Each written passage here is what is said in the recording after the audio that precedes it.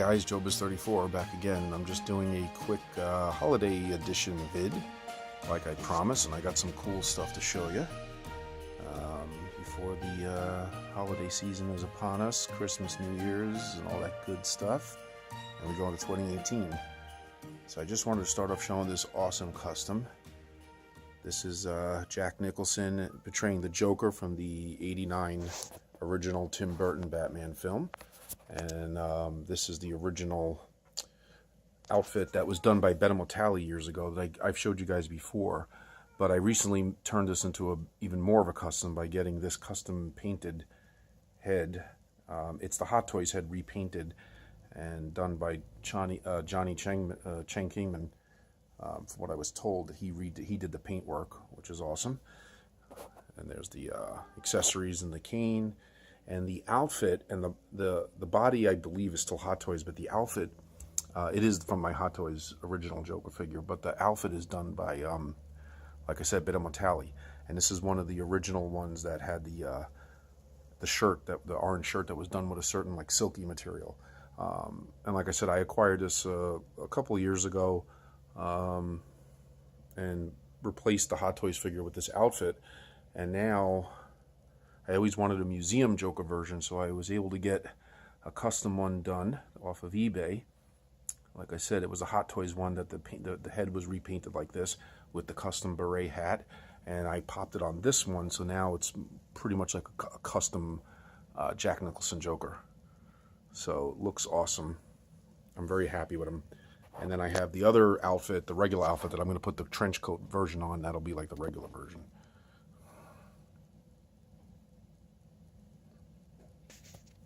Awesome. So here, real quick, just want to show you guys, this is just another little thing I got. It's a cheap knockoff custom done by a company called AC Play or Ace Play. They just came out with a Michelle Pfeiffer Catwoman. I mean, it's bootleg. It's not like Hot Toys or anything like that. And it's not high-end. It's it's pretty cheap and reasonable, but it's actually a pretty awesome figure. So I wanted to show it real quick because, you know, I always wanted a Michelle Pfeiffer Catwoman from Batman Returns. I have the Hot Toys Batman Returns Batman and Bruce Wayne set that I still need to open up and display. And now that I have him, I wanted a Catwoman. And, you know, Hot Toys or Sideshow or anybody out there pretty much hasn't done a 1/6 official Catwoman yet. And I've been waiting for it. And I know eventually they probably will. I mean, Hot Toys has hinted towards it, and the Penguin, but they haven't yet. So there hasn't been that many options for one. There's been a couple other bootlegs out there that were okay. This one struck a chord with me though, and I thought for the price, I was like, why not? You know, some people will put their nose up to cheap customs or cheap commercially released figures, you know, by these no-name brands and stuff, and I get it. But look at the likeness there. I mean, that really does look like Michelle Pfeiffer, and I think she looks better than some of the other cheaper versions that came out in the past. I think this is like one of the best ones. The body's pretty decent. The posability is good. The outfit's really nice. It definitely has the that leathery vinyl feel to it, like she wore. The corset, I mean, the stitching is a little funny on the corset and the outfit. I mean, it's not perfect. It looks better on the mask itself though, but you know, it's really cool. It comes with the whip, comes with different, you know, gloves and hands that you can swap out with. It's a simplistic figure and it's cheap. But you know, again, there hasn't been really any high-end customs. There's been a few here and there. Certain people have tackled, and they've done like this version and the version where like her hair is out, like the battle damage version. Which is nice, and I never really got my hands on any of them. But for a commercially released figure, even though this is kind of like a cheap knockoff, sort of, this is a very nice figure for the price. And I don't look at these even as like buying a figure. I look at it like, you know, it's very little money, so it's kind of like complementing your figure. So in other words, having her is like buying an accessory. You know, it's like an addition too. So like she will go well, you know, until something better comes along. She's a nice addition to the 89 or the 92 Batman collection, you know, the Tim Burton Batman, and she'll look nice next to the Batman Returns Batman. And I feel that I have her posed like this, but I mean, she's very posable. You can bend her arms and her head comes off really easy, and you can turn it up and down, really nice. But this is the pose I'm sticking her with for now. It has a nice, you know, comes with the stand with the Catwoman name on it, nice little name tag. And not every figure comes with a stand and a base like that, so that's pretty nice. So you get your money's worth for this. And like I said, it's almost like spending some money on, like, for example, Sideshow's Tombstone for Beetlejuice. You know, I look at her like a background, like a compliment, like a trimming to the turkey. You know, like the turkey, and then you have the stuffing and the mashed potatoes, and she's like the one of the side dishes that you could put next to your Batman Returns Batman, you know, or Bruce Wayne, or next to him even, and it just goes well. You know, so that's, and you know, it's not breaking the bank to get her. Very cheap and very reasonable. So I went for it. I liked what I saw in the pictures, and I was just like, you know what? Out of all the, you know, a couple other commercially released low-end ones that I've seen, this is like the best looking one to me. You know, so why not? So anyway, those are my Tim Burton Batman figurine collectibles, and this one, like I said, this one really holds a special place in my heart, based on the fact that the outfit is rare from Betomatali, and I have a Cheungkinmen, you know, repaint here to represent the Museum Joker, which I'm very happy with. So there you go. But I have more customs to show, so I will be right back to show you some other new acquisitions I got recently. Really cool stuff, okay?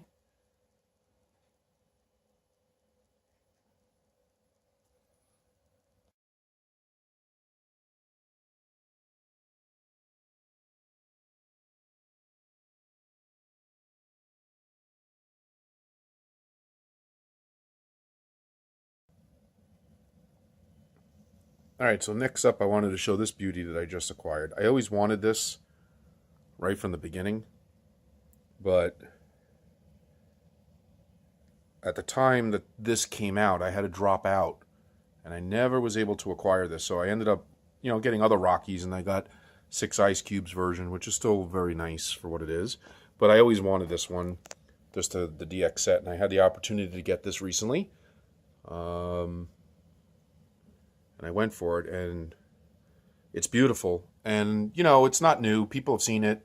It's, you know, it's been reviewed already here and there, and people have seen it. So it's nothing new, but it's new to me, you know, because this is the first time I've had it. And here's the beautiful box it comes with. And this is Cheungkinmen, Johnny Cheungkinmen. And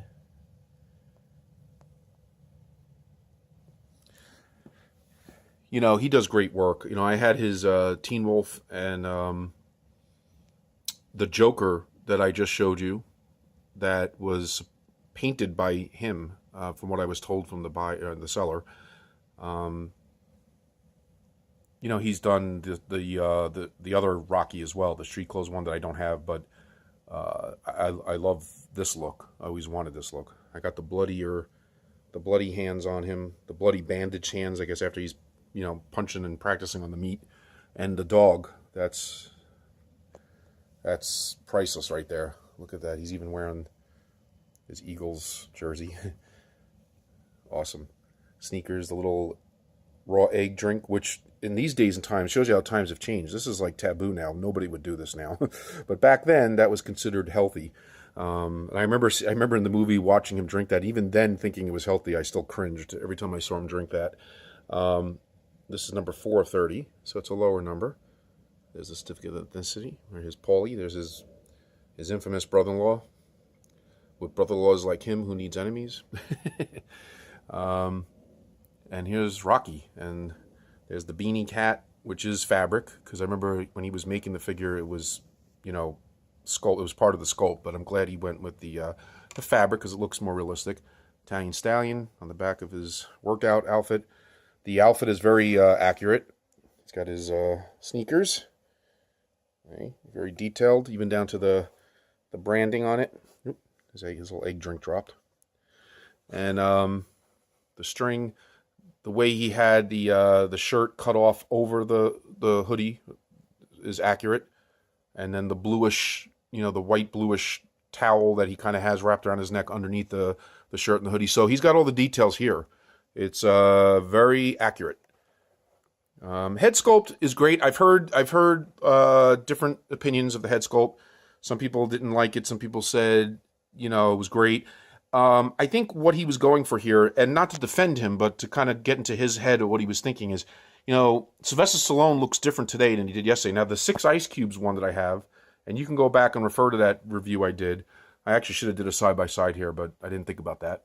But, you know, he looks very much like Sylvester Stallone with the 6 Ice Cubes version. However, he looks older. Like, I think he actually looks great, that head sculpt, but it's an older looking Sylvester, almost like as if you took that version out of like the later sequels, you know, like in part 5 or something, you know, or Rocky Balboa. This, I think he was shooting for a younger looking Rocky, because if you look at the artwork here, you know, you could see he did look slightly different in the earlier movies. He was younger, you know, he still had more youth on his side then. And then as the movies progressed, you know, he got a more mature, older looking. But I mean, if you look at the picture here, you know, that's an actual shot, a black and white movie still from part 1 or even part 2 for that matter, and it is pretty close. So it is a very good sculpt, and the meat, oh my God, that's like fantastic. Look at that. And another figure I'm going to show you in a minute that was done by Betomatali that I picked up, this meat hook would go good with that figure too. So maybe I could display them next to each other. So I'll be back. All right, I'm back. And this is another thing I picked up. And again, I'm late to the party with these figures, but, you know, ironically, a lot of these figures did come out at a time that I couldn't afford to get them. I was in a bad way. So I'm making up for lost time. Anyway, this is Betomatali's Leatherface, or Bubba, as they call him. Okay. Bubba Sawyer. There's the Texas Instruments. I like how Beto always does these plaques type of thing. Instead of putting it on the base, it's kind of cool. Because then it kind of frees you up to use the base if you want. Or if you just want to try to stand them on your own, you still have the plaque there that can represent, you know, sort of like a nameplate. And I left the meat here from Rocky because you could see it kind of fits perfectly as a backdrop. So here's Leatherface. And again, I've heard mixed reviews. I mean, everybody is in consensus that, as to date, it's the best Leatherface out there. Because nobody's ever really done a full figure Leatherface before other than Sideshow, right? So this is the first custom. Now, 3-0 is coming out with one, and I love 3-0, and I support them. And I do have one on pre-order through them because that does look great. It looks different from this one. So, and it's a little more bloodied up. So, you know, you have the option there. I mean, it's cheap. It's under $200. So, I mean, you could pick one up and use it for spare parts again, customize it, or have it to complement him. You know, you can have him as representing more of a movie prop version of him that's very clean, very precise. And then you have, you know, you could have the 3-0 one that you can have a little fun with and maybe bloody him up or do more of custom stuff with him and kind of have him as like an addition, like a second option, you know, like a variant, which is what I might do. If the 3-0 comes out great, you know, then I have a decision to make. You know, do I sell this one, you know, make some money back, or do I keep both, or do I sell the 3-0 one because it doesn't compare to this one? I don't know. You know, I was very skeptical at first because, I don't know, like in some of the earlier pics of this, it didn't look as well. I thought the forehead was a little big, and I don't know.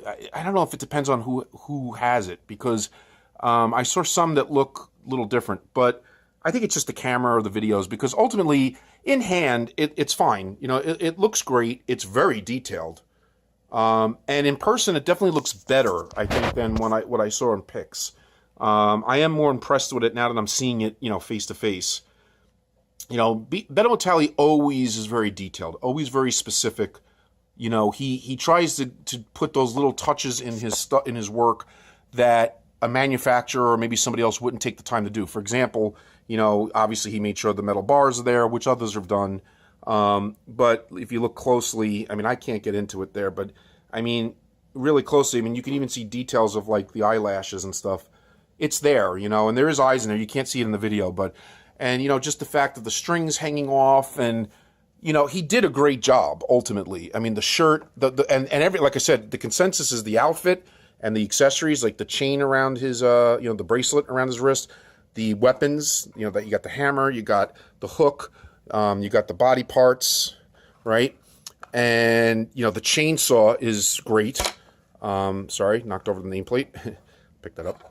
Okay. The chainsaw is great, and there was some controversy about the color. People argued that it was yellow. Other people said, you know, Beto was very stubborn about the fact that the actual prop is green, or has like a yellowish green tint to it. And I see what he means, because there are certain pictures in the film. You know how like everybody argued over the coveralls for Michael Myers, right? Some people said it was gray. Some people said it was blue. Some people said it was green. And this is all just in part 1. I mean, everybody kind of agrees that part 2 and some of the sequels, the color changed. Like in part 2, it was more of a spruce green color. The original actually was a gray color, like a charcoal gray, that because of the lighting and the filtering and everything else, and the night scenes, it comes across blue. For years, even myself, I grew up thinking Michael Myers wore a blue suit, like a blue coveralls. And then when I heard it was possibly spruce green or gray, I was like, what? But then when you go back and look at the day shots, you can kind of see it. So I think a lot of these movies, because of the color changing on video, that's a common thing, and that happens in a lot of movies. So same thing here. Like right here, if you look at it just like that, your quick instinct might say it's yellow. You know, and then when you kind of pan back a little bit, you get more of a green tint. And outside shots, I think, represents more green. And again, Leatherface, you know, the movie, the original Texas Chainsaw Massacre, was very dark. It was darkly shot. It wasn't very bright, you know. And because of that, you can get different interpretations, you know, of the color of the chainsaw. But I do know one thing. Betomatali, again, he has an eye for detail. He's very stubborn and very thorough about what these props are, what the true colors are, and he really doesn't care if it looks yellow, or if he knows that the real chainsaw had a greenish tint to it, he's going with the green color, you know. But overall, I think it came out fantastic because, you know, you do get that yellowish look at some points and green and others. So, I mean, you know, it really does go by the lighting, and I think it's left to interpretation a little bit, but I tend to agree that looking at some stills and looking at the Blu-rays copies when they cleaned it up, you know, there are scenes where you can clearly see it has a green tint to it. So he is right. It's probably just the nature of, once again, the lighting and the filming and the time that it was made and all that. But again, very nice detail. And again, you know, some people may have thought that the head sculpt, you know, some people were, you know, some were more critical than others, but you know, damn, I gotta say, it is very, very detailed and very specific. Look at the stitching, and you know, the wrinkles in the mask.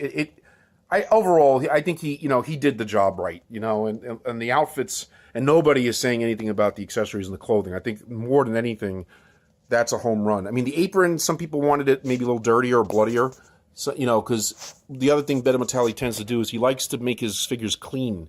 You know, he goes for the clean look. He doesn't, I mean, he'll weather, but he prefers to go more on the clean side because I think he's trying to represent almost like a museum prop, you know, where he's trying to give it to you in the purest form, like before it would get dirty, almost in a way, you know?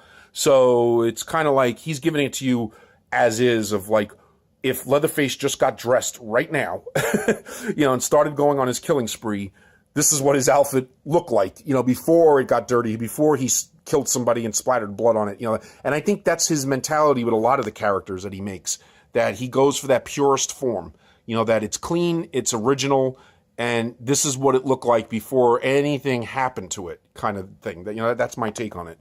And again, even though this is not human meat, I kind of like the way the Rocky prop goes with it. So I might display them close together, and maybe I'll display them near each other so they could both kind of lend to this.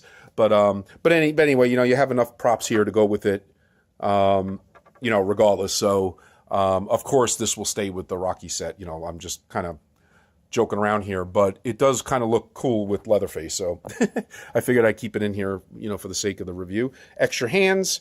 You know, his card that shows you the number, and this one is 5 of 30. So I'm lucking out pretty good here. I got a 4 of 30 from Rocky, and I got a 5 of 30 from Betomatali. So pretty cool.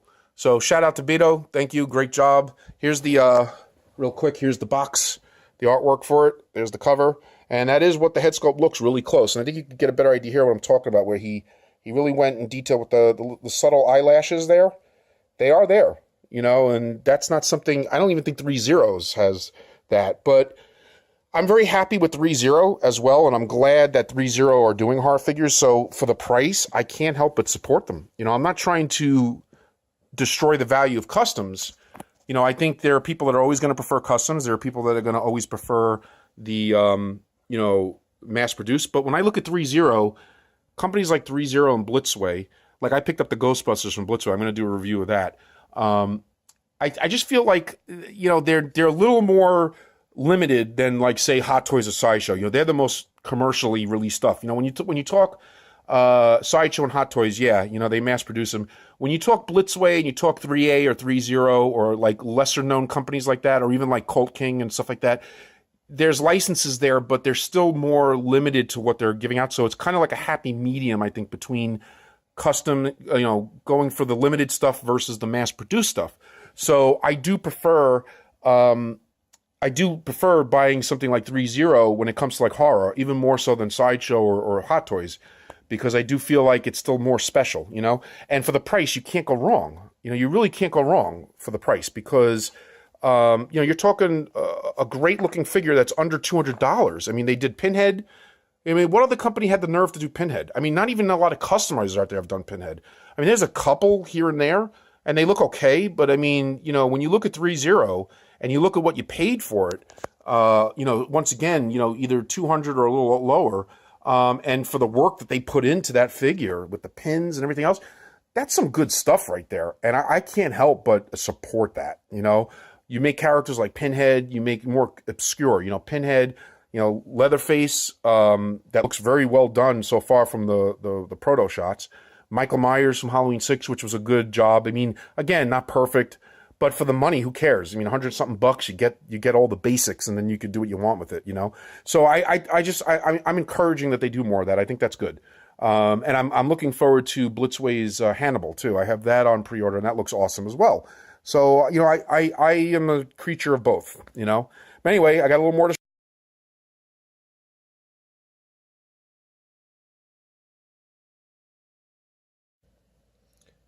All right, I'm back, and this is my last figure I'm going to show here. And this is Dr. Loomis with Yunsil clothing, and done by Legio 7 as far as the head sculpt. This was a run, again, that I missed at the time, but due to recent events, I was able to pick up and fix his tie there. The craftsmanship on this is incredible. Here's the stand with the leaves and the grass, and they give you more leaves in the box set. This is the box right here. Dr. Pleasant, very very cute play on words because obviously his name is Donald Pleasant, so Dr. Pleasant is the name of the figure. What makes this figure extra special is two things. Well, first, the DX set. I guess it came with the pumpkin here that has the light in it. Now, I have a pumpkin very similar to this that I got separately. I think it was from like Americo Gonzalez or something. I'm wondering if they did the pumpkin for them. I don't know. It looks very close to this one. It's bigger, and it looks very similar to that. I think I've shown in my past videos. So it almost looks identical to that. So either they kind of copied the same, look, or maybe they worked with them or so. I don't know. It's kind of weird because it looks very similar to the other one I have. But regardless, that was part of the set. Like I said, they give extra leaves that you could put around them or on the base. It comes with the infamous matchbook, right, that he found. That was a clue. Was it Red Rose, right? Or Red Rabbit, I'm sorry, Red Rabbit, that he found on the mechanic when that's where Michael Myers got his coveralls and all. And then, like I said, as you can see right now, the light up, it is lit up in there. There's a candle in there, like an LED candle, which is cool. It doesn't really do too much in the daylight, but in the dark I'm sure it's effective. It comes with this cool thing, patient evaluation form, which is like a whole checklist of Michael Myers' patient and Dr. Pleasant's thoughts on the patient, certificate of identity. But here's the two things that make it special. Okay, the fact that it's 1 of 20, so it's the first one. Okay, and there's the information on the sculptor, which he's part of Legio 7, but that's his individual name. George Perez, or you could say Jorge Perez, the tailor. Okay. But from what I understand, this is Yunsil. And then the artwork was Alex Sanchez, which I think both of these guys are under Legio 7. So, in any case, there's your certificate of necessity. Now, the second thing that makes this more special is that the head sculpt was painted by Silent Surfer, Nathan Eakins. So he did this head sculpt. Okay. And the paintwork on it is, you know, as to be expected, great. And so I am going to finish my review of Dr. Loomis here in the cabinet. I'll explain to you guys really quick what happened. And obviously it looks good here. There's the Halloween Resurrection by one standing behind him. So he kind of looks cool here. And he's going to go great with future Myers, like the one's Customs Myers that's coming out. I can display with him, which will be awesome. There's one of my older Halloween 2s back there. And there's Leatherface there now, all nestled in. Okay. Next to my awesome Candyman. I love how the zoom always goes south on you when you need it to work. There we go. And another look once again at my new Part 7 from One's Customs. Just awesome. Nice. You guys saw that in my Halloween vid. But anyway, I'll explain really quick what happened. My video corrupted that you guys just saw before cutting to this. And after a lot of work and effort, I was able to get a tool that recovered it. So I had to piecemeal it together and fix the audio. So it's a little, the editing is a little off, or if you see the sounds a little out of sync up until this point, that's why. The part that I opened the vid up with Catwoman and Joker was shot differently, so that was okay.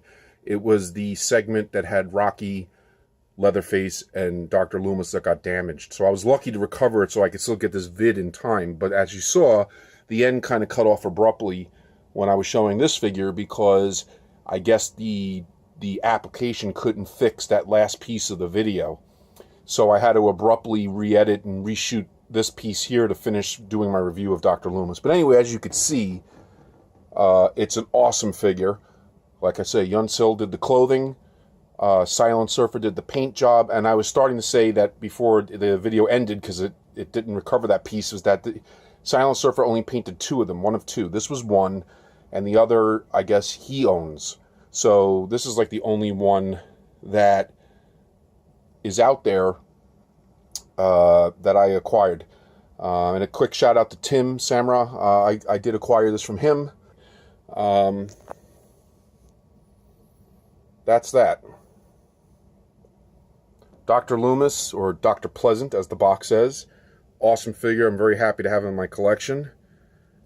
He fits in well. So anyway, guys, once again, happy holidays. You know, whatever you're celebrating out there. Happy Hanukkah, Merry Christmas, so on and so forth, and especially Happy New Year. And I'll see you guys in the early year for more reviews. I'll be reviewing the Blitzway Ghostbusters figures that I got, and I haven't even had a chance to open it yet, and the box is big enough to take up my whole bottom floor, my basement. So I'm going to break that down and review that, and I'll be back in the new year with a bunch of new stuff. Alrighty? Until then, guys, enjoy the holidays, enjoy the end of the year, enjoy being with your family and celebrating, doing whatever you're doing, and I'll be back soon. Joebizz34, peace out.